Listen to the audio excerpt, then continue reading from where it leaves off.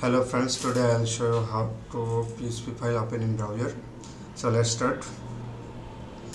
Make sure you run on your local server. Now I'm open the browser. Then create a new file like index1.php. Now type the PHP syntax. Now you can type your code as you need.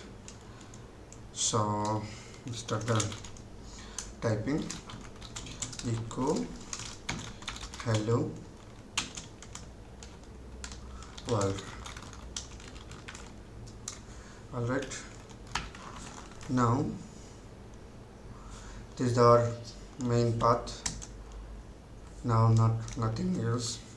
Now if I comment remove on this code,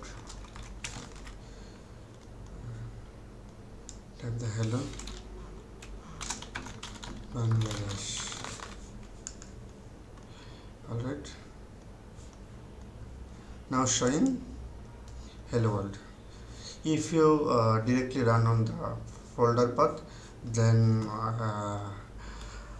browser direct like index.php.